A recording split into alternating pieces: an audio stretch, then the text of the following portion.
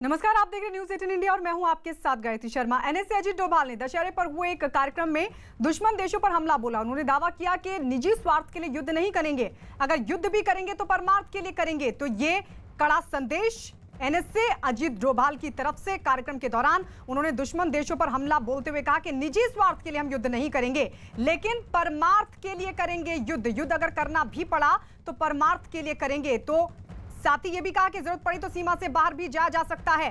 अजीत डोभाल जो कि एनएसए हैं, उनकी तरफ से ये कड़ा संदेश दिया गया। दुश्मन देशों पर हमला बोलते हुए क्या कहा उन्होंने, आइए सुनवाते हैं आपको। हम वहीं लड़ेंगे जहां पर आपकी इच्छा है, ये कोई जरूरत तो नहीं।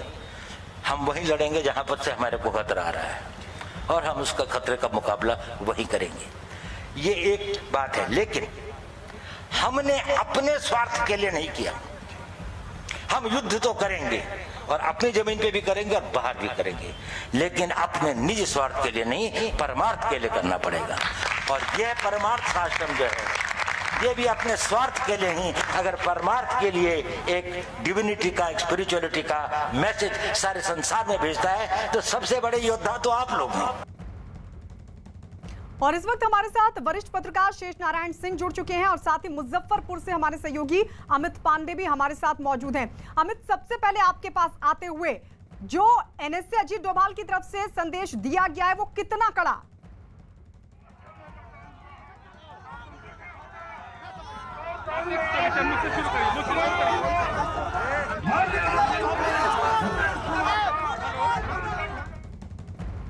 लगता है अमित, आवाज मिल पा रही है आपको? अमित,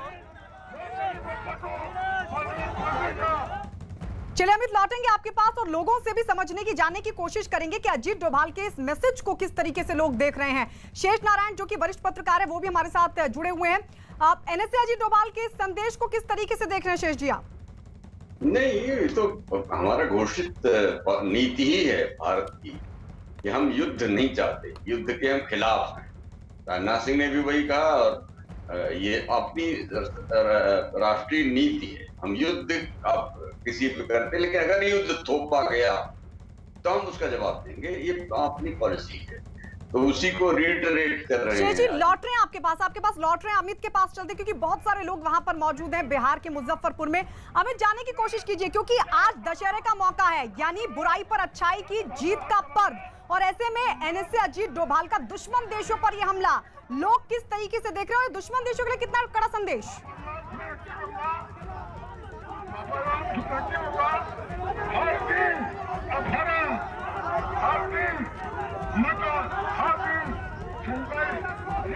मुझे लगता है कि अमित के पास आवाज नहीं पहुंच पा रही। अमित, हम लौटेंगे आपके पास आप तक जब आवाज पहुंचेगी। शेष जी, आप कह रहे थे आप, क्योंकि आज देखिए मौका भी बुराई पर अच्छाई की जो युवा है, कुछ युवा है यहाँ पर, वो युवा विरोध प्रदर्शन कर रहे हैं। इनकी यही मांग है कि ये इनको नौकरी दी जाए। और ठीक अगर आप किशोर देखा जाए, ठीक किशोर देखा जाए तो नीतीश कुमार की जनसभा चल रही है, नीतीश कुमार की जनसभा चल रही है और उसी जनसभा में ये युवा है विरोध प्रदर्शन कर रहे हैं। और युवा इनकी मांग है, यहाँ स्थानीय निवासी मरहम कांटी विधानसभा क्षेत्र है और यहाँ पर ये युवा यही मांग कर रहे हैं कि इनको नौकरी दी जाए। हम इनसे खुद बात करते हैं। आप बताइए, 70 साल कांग्रेस नहीं, ये बताइए क्या नौकरी चाहिए, क्या नौकरी चाहिए? नहीं दिया था, गरीब आदमी जा रहा था जंग डीएलएड करके, मतलब कि डीएलएड किए, उसके बाद कंपटीशन मिल गया। बिहार पुलिस का एग्जाम निकाला गया और उसका फिजिकल नहीं हुआ। हम पूछना चाहते हैं कि फिजिकल क्यों नहीं हुआ? ये यहाँ पर देखिए बहुत हेलो जी अमित, बिल्कुल बहुत शोर है अमित वहाँ पर। ये युवा है विरोध प्रदर्शन कर रहे हैं, रैली में विरोध प्रदर्शन कर रहे हैं। उनकी यही मांग है कि बिहार पुलिस में जो भर्ती निकाली गई थी उसमें तय मापदंडों का पालन नहीं हुआ। ये स्थानीय युवा है, फिजिकल नहीं हुआ था, बिना उसके भर्ती प्रक्रिया। मरहम काटी विधानसभा क्षेत्र है। अगर आप उस ओर देख सकते हैं तो मुख्यमंत्री नीतीश कुमार मंच पर बैठे हैं। और इस ओर युवा विरोध प्रदर्शन कर रहे हैं। विधानसभा क्षेत्र में युवा है, यहाँ पर मांगे बिहार पुलिस में जो तय भर्ती की जो प्रक्रिया थी उनका पालन नहीं किया गया है। बड़ी तादाद में युवा है, इनको रोकने की कोशिश कर रहे हैं। और एक रोजगार बहुत अहम मुद्दा है बिहार में, और नीतीश की जो जनसभा में, नीतीश कुमार की मुख्यमंत्री की जनसभा में ये जा सकता है। पुलिस इनको समझाने की कोशिश कर रही है। लोग होनी चाहिए। ये बता क्या हुआ क्या है सर? हम लोग मतलब कि लगातार 3 साल से एग्जाम दे रहे हैं, उसकी रिजल्ट नहीं आती। इलेक्शन हो सकती है, एग्जाम नहीं, इलेक्शन की काउंटिंग हो सकती है, परीक्षा की रिजल्ट नहीं। मुझ पे क्या सरकार का शपथ ग्रहण हो सकता है, बहाली नहीं। कैसी व्यवस्था है? कौन सी सरकार है? कैसी शिक्षा व्यवस्था है? कहते हैं कि सुशासन की सरकार। तो ये जनसभा में नौकरी की मांग को लेकर विरोध प्रदर्शन अमित हमें बता रहे थे। शेष जी आएंगे आपके पास, क्योंकि एनएसए अजीत डोभाल का कड़ा संदेश आज के मौके पर वो समझना भी बेहद जरूरी है। लेकिन ये भी बता दें कि रक्षा मंत्री राजनाथ सिंह ने पश्चिम बंगाल के दार्जिलिंग में जवानों के साथ शस्त्र पूजा की। रक्षा मंत्री राजनाथ सिंह पहले सुकना युद्ध स्मारक पहुंचे और शहीद जवानों को दी श्रद्धांजलि, जिसके बाद उन्होंने सेना प्रमुख जनरल मनोज मुकुंद नरवणे के साथ शस्त्र पूजा की। इस दौरान चीन को कड़ा संदेश दिया कि सेना किसी को भी 1 इंच जमीन नहीं छीनने देगी।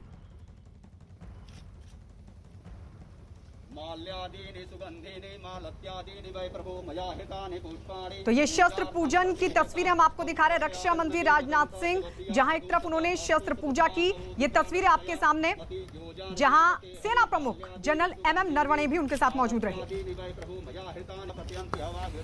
इस समय भारत और चीन की सीमा पर भी जो तनाव चल रहा है, भारत तो यह चाहता है कि यह तनाव समाप्त हो, शांति स्थापित हो।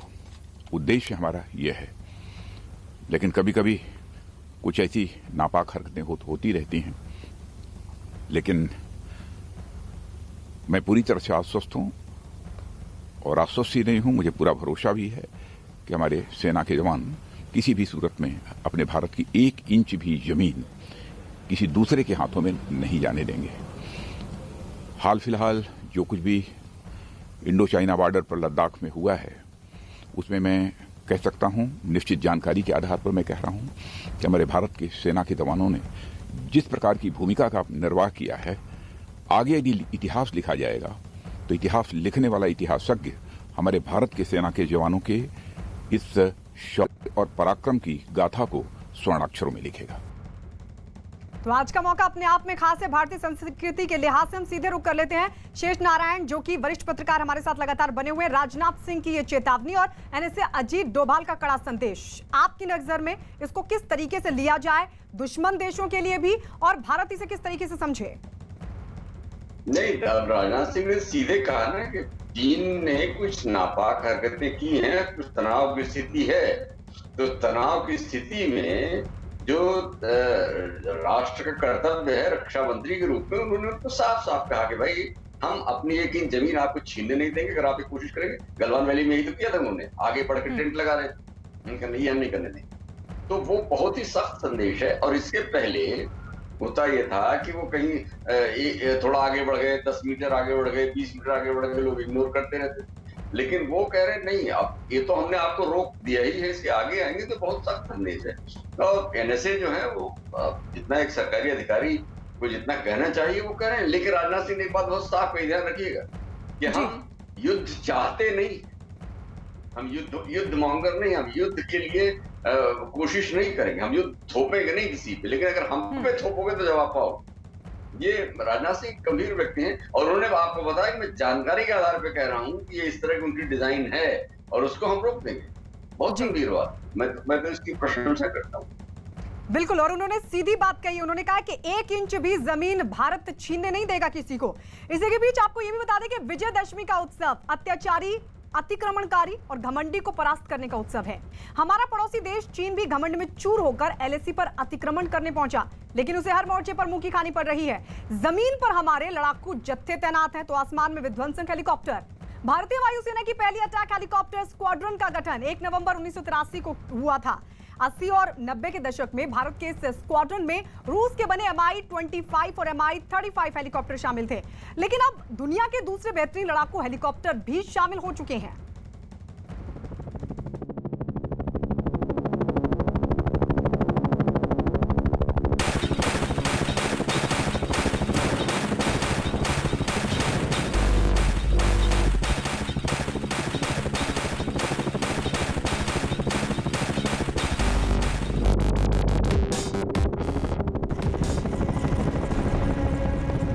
अफगानिस्तान में जंग का मैदान।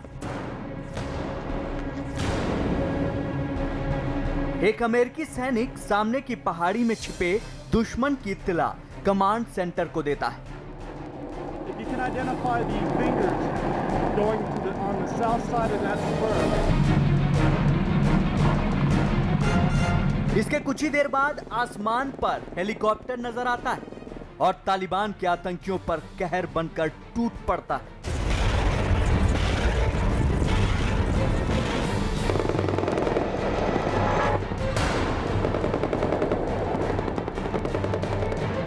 इसके बाद कुछ नजर आता है तो पहाड़ियों से उठता धुआं और एक जोर का धमाका। कुछ ही देर में अमेरिकी सेना का हेलीकॉप्टर पहाड़ी पर बने तालिबान के अड्डे और उसमें छिपे बैठे आतंकियों का सफाया कर देता है।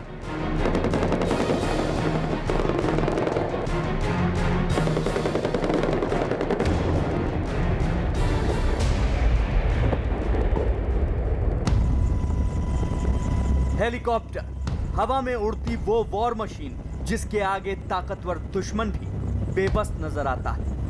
हेलीकॉप्टर यानी वो खतरनाक मशीन जो पलक झपकते ही दुश्मन पर मौत बनकर झपटती है। हेलीकॉप्टर यानी वो हथियार जिसके आगे दुश्मन पनाह मांगने लगता है।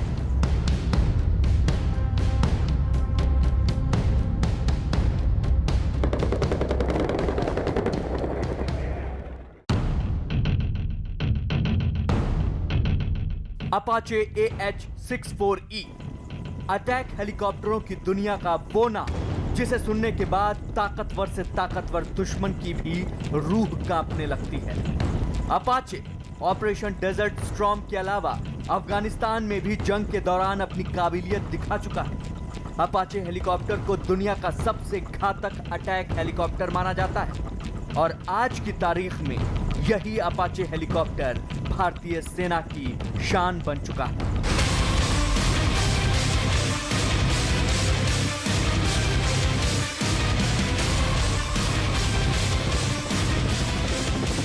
ऊंची पहाड़ियों पर काम करने की जबरदस्त क्षमता रखने वाले अपाचे हेलीकॉप्टर को LAC पर तैनात किया गया है। करगिल युद्ध के दौरान अपाचे की कमी खूब खली थी, इसीलिए अब ऊंची पहाड़ियों पर मिसाइल और रॉकेट ले जाने के लिए अपाचे का खूब इस्तेमाल किया जा रहा है।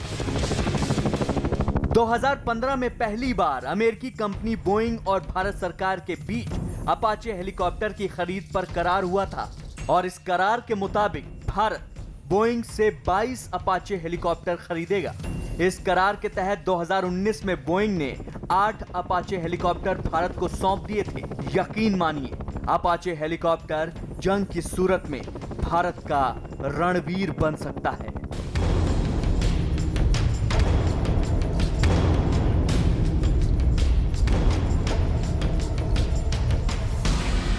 इसके अंदर जो लॉन्ग बो मिसाइल्स हैं, जो हिल फायर मिसाइल्स हैं, उनका पूरी दुनिया में कोई मुकाबला नहीं है। जो इसके जो एवियोनिक्स हैं वो बहुत आला दर्जे के हैं। वो ऑप्ट्रॉनिक बेस्ड डेटाबेस पर काम करते हैं। इससे उनको जैमिंग करना बहुत मुश्किल है। अफगानिस्तान की जंग में अमेरिका का पलड़ा भारी करने वाला अपाचे हेलीकॉप्टर ही था। इस चॉपर की खास बात यह है कि इसके सामने लगी एक खास मशीन दिन हो या रात पायलट को सही जानकारी देती है। अपाचे AH-64E दुनिया का सबसे बेहतरीन अटैक हेलीकॉप्टर है। अपाचे पर 16 mm मशीन गन लगी है जिसमें 1200 गोलियां भरी जा सकती हैं। अपाचे पर 16 एंटी टैंक AGM-114 हेलफायर और स्ट्रिंगर मिसाइल लगी होती है। इसके अलावा अपाचे पर हाइड्रा 70 अनगाइडेड मिसाइल भी फिट की जा सकती है। अपाचे 1 मिनट में 128 लक्ष्यों पर निशाना लगा सकता है। ये 280 किलोमीटर प्रति घंटे की रफ्तार से उड़ सकता है। इसकी रफ्तार की वजह से दुश्मन के रडार इसे पकड़ नहीं पाते। अपाचे की फ्लाइंग रेंज 550 किलोमीटर है। अपाचे हर मौसम और हर क्षेत्र में हमला करने की ताकत रखता है। सेंसर फिट होने की वजह से अपाचे रात में भी उड़ान भर सकता है। 11 अपाचे पाकिस्तान पर नजर रखने के लिए पठानकोट बेस पर तैनात होंगे। 11 अपाचे चीन सीमा के पास जोरहाट में तैनात किए जाएंगे।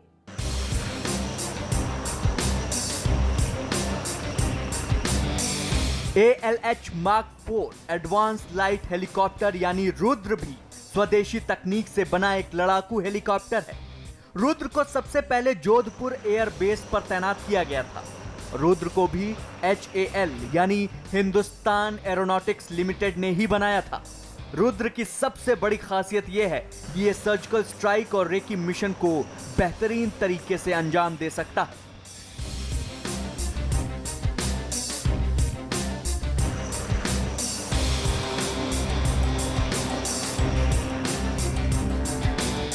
रुद्र का नाम ही नहीं, रणभूमि पर इस हेलीकॉप्टर की भूमिका भी रौद्र होती है। ये ऊंचाई वाले इलाकों की जंग का बहुत बड़ा मारक हथियार है। रुद्र लद्दाख के थोइस बेस पर तैनात किया गया है। हाई एल्टीट्यूड वॉरफेयर में रुद्र चीन के Z-19 हेलीकॉप्टर पर भारी पड़ता है। रुद्र की कॉकपिट कांच की बनी होती है। रुद्र 290 से 300 किलोमीटर प्रति घंटा की रफ्तार से उड़कर हमला कर सकता है। यह हेलीकॉप्टर टैंक ध्वस्त करने वाली मिसाइल हेलिना से लैस है। इस पर 20 mm की एक कैनन भी लगी है। पहाड़ों में जंग का सरताज ये हेलीकॉप्टर एयर टू एयर और एयर टू ग्राउंड अटैक करने में सक्षम है। रुद्र पर 70 mm का रॉकेट और मिसाइल सिस्टम भी लगा है। इसके नेवी वर्जन में एंटी शिप मिसाइल सिस्टम लगा हुआ है। रुद्र 6 से 8 किलोमीटर के दायरे में बड़ी तबाही मचा सकता है। रुद्र के फ्यूल टैंक पर गोली लगने के बाद भी ये नहीं फटेगा, क्योंकि इस पर ऐसा सिस्टम लगा है जो गोली लगते ही टैंक को सील कर देगा। रुद्र की एक यूनिट राजस्थान के जोधपुर में भी तैनात है, लिहाजा इसकी बदौलत भारतीय वायुसेना पाकिस्तान से सटे वेस्टर्न बॉर्डर पर शॉर्ट नोटिस पर भी कहीं भी स्ट्राइक कर सकती है।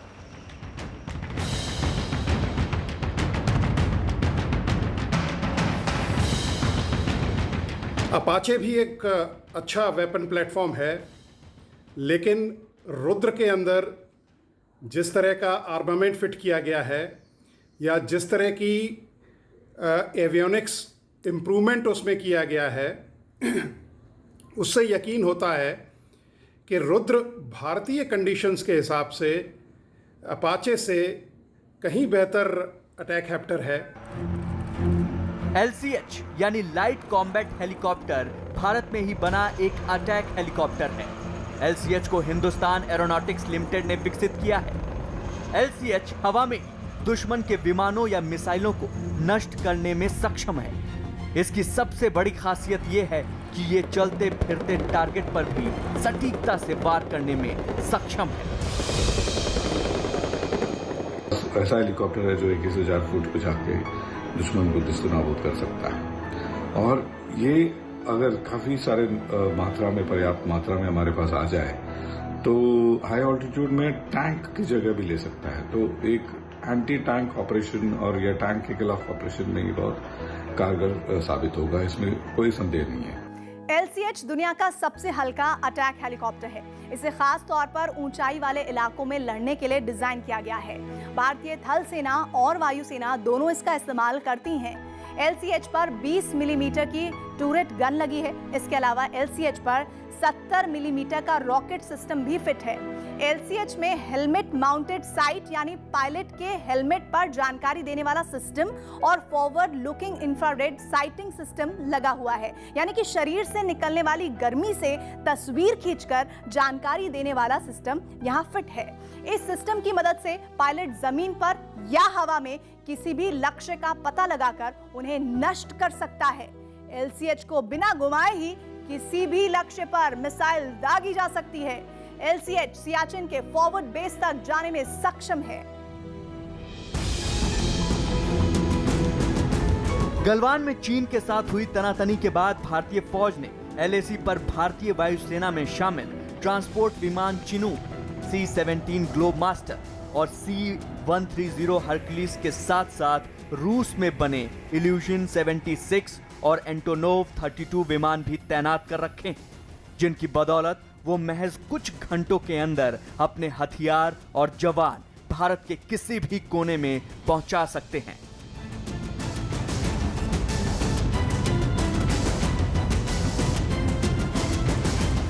यानी अगर किसी दुश्मन ने भारत की तरफ आंख उठाने की जुर्रत भी की, तो उसे ऐसा करारा जवाब मिलेगा जिसके बाद वो फिर कभी दोबारा भारत के साथ उलझने की गलती नहीं करेगा।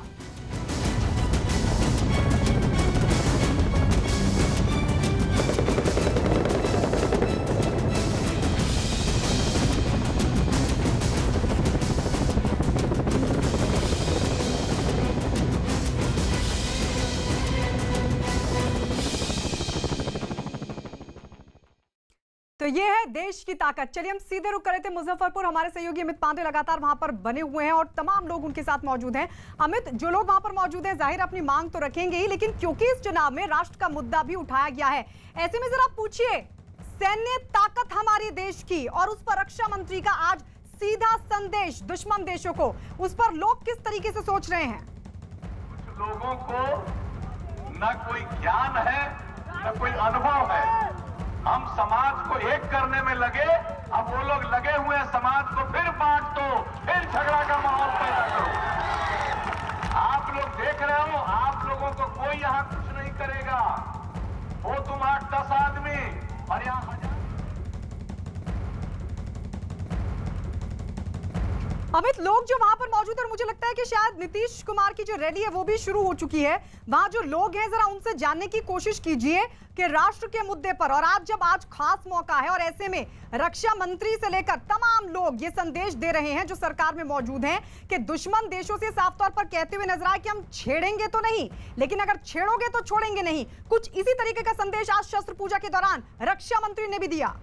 कि कोई इलाज होता था, जानते हो पूरे बिहार में ये जो प्राथमिक स्वास्थ्य केंद्र है उसमें एक महीना में 39 मरीज आता था, एक दिन में एक।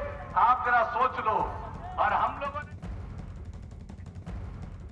चलिए अमित तक लगता है हमारी आवाज नहीं पहुंच पा रही, हम लोगों से भी जानने की कोशिश करेंगे। राष्ट्र का मुद्दा शेष जी इस चुनाव में उठा दिया गया है और आज तो बेहद खास मौका, और हमारी संस्कृति तो रही यही है कि हम छेड़ते नहीं है, लेकिन अगर छेड़ोगे तो छोड़ेंगे नहीं। इसी तरीके का संदेश रक्षा मंत्री राजनाथ सिंह की तरफ से आज के इस खास त्योहार पर। भाई, अब बिहार का चुनाव जो है उसमें अभी आपने देखा नीतीश कुमार वहां बैठे, उनके खिलाफ वहां आंदोलन चल रहा।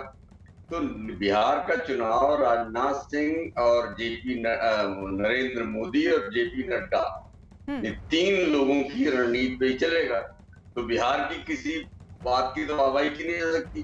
तो जो राष्ट्रीय इश्यूज हैं, जो चीन के साथ जो संबंध है, उनको हाईलाइट करेंगे, वो तभी तो चुनाव जीतेंगे। क्योंकि नीतीश कुमार का तो आप देख रहे हैं, जहां मुख्यमंत्री बैठा है और वहीं उसके खिलाफ वहां पे नारे लग रहे हैं, अब आप सुन ही रहे हैं। तो इसलिए राष्ट्र का मुद्दा महत्वपूर्ण है। और आज दिन है, विजयदशमी का दिन है, और भगवान राम आए थे, इसी दिन उन्होंने विजय किया था, महिषासुरमर्दिनी का हुआ। शस्त्र पूजन, आयुध पूजन, शस्त्र पूजा पूरे देश में उसकी परंपरा है। तो वो सारा अवसर है और उसका वो सही इस्तेमाल किया जा रहा है। और राजनाथ सिंह का जहां तक सवाल है, वो नो नॉनसेंस मैन है। उन्होंने सीधा सीधा कह दिया कि भाई हम तुम पे हमला नहीं करेंगे, लेकिन अगर तुम हमारी जमीन छीनने की कोशिश करोगे तो हम तुमको माफ भी नहीं करेंगे। सीधा सीधा 1 पॉइंट प्रोग्राम। और चारों तरफ से आज उसी तरह के मैसेज आ रहे हैं। बिल्कुल, वैसे तो राष्ट्र सबसे ऊपर है, लेकिन जिस तरीके से आप बता रहे हैं कि रणनीति पर ही चलेगा क्योंकि चुनाव भी है, तो क्या ये जो संदेश दिया गया है उसको भी रणनीति से जोड़कर देख सकते हैं? इस पर भी हम आपके पास आएंगे। इस बीच ये भी बता दें कि महाराष्ट्र के नागपुर में आरएसएस मुख्यालय में विजयदशमी का उत्सव मनाया गया, जिसमें आरएसएस प्रमुख मोहन भागवत ने शस्त्र पूजा की। इस दौरान मोहन भागवत ने भारतीय जवानों के शौर्य की तारीफ करते हुए चीन को भारत से मिली कड़ी चुनौती का किया जिक्र। मोहन भागवत ने पड़ोसी देश चीन को सख्त संदेश दिया कि भारत ने चीन की गलतफहमी को दूर करते हुए उसे आईना दिखा दिया। भारत ने चीन को जो प्रतिक्रिया दी उससे वो सहम गया है। चीन ने इस कालावधि में अपने और सामरिक बल के गर्व में, अभिमान में हमारी सीमाओं का जो अतिक्रमण किया और जिस प्रकार व्यवहार किया और कर रहा है, केवल हमारे साथ नहीं सारी दुनिया के साथ, वो तो सारी दुनिया के सामने स्पष्ट है। इसके पहले भी आया है, उसका स्वभाव विस्तारवादी है, सब लोग जानते हैं। लेकिन इस बार जैसे एक साथ उसने ताइवान के साथ, वियतनाम के साथ, अमेरिका के साथ, जापान के साथ, भारत के साथ साथ ही एक साथ झगड़ा मोल लिया। कुछ उसके अपने कारण होंगे, लेकिन सबके ध्यान में फिर एक बार आ गया। लेकिन और एक अंतर ऐसा है कि इस बार भारत ने उसकी जो प्रतिक्रिया दी, उसके कारण वो सहम गया, धक्का मिला उसको एक, क्योंकि भारत तन के खड़ा हो गया। भारत की सेना ने अपनी वीरता का परिचय दिया, भारत के नागरिकों ने अपने देशभक्ति का परिचय दिया। सामरिक और आर्थिक दोनों दृष्टि से वो ठिठक जाए इतना धक्का तो उसको मिला है, और उसके चलते दुनिया के बाकी देशों ने भी चीन को अब डांटना शुरू किया है, खड़ा होना उसके सामने शुरू किया है। और इसलिए हमको अधिक सजग रहने की आवश्यकता है, क्योंकि ये जो नहीं सोची थी उसने ऐसी परिस्थिति उसके सामने खड़ी हो गई, उसकी प्रतिक्रिया में वो क्या करेगा पता नहीं। और इसलिए इसका उपाय क्या है? सतत सावधानी, सजगता और तैयारी। और इस वक्त की बड़ी खबर आपको बता दें, दशहरे पर रक्षा मंत्री राजनाथ सिंह और आरएसएस प्रमुख मोहन भागवत ने शस्त्र पूजा की और चीन को कड़ा संदेश दिया। रक्षा मंत्री राजनाथ सिंह ने दार्जिलिंग में और मोहन भागवत ने नागपुर में आरएसएस दफ्तर में शस्त्र पूजा की। राजनाथ सिंह ने जहां चीन को चेतावनी दी कि भारत अपनी 1 इंच जमीन भी नहीं लेने देगा, तो आरएसएस प्रमुख ने दावा किया कि एलएसी पर भारत के कड़े रुख से चीन सहम गया है। चीन को चेतावनी से जुड़ा हर अपडेट, हर खबर देखिए news18india.com पर। न्यूज 18 इंडिया एनबीए का सदस्य है और निष्पक्ष और जिम्मेदार पत्रकारिता के लिए बनाए गए नेशनल ब्रॉडकास्टिंग स्टैंडर्ड्स अथॉरिटी के नैतिक मानकों से संचालित होता है।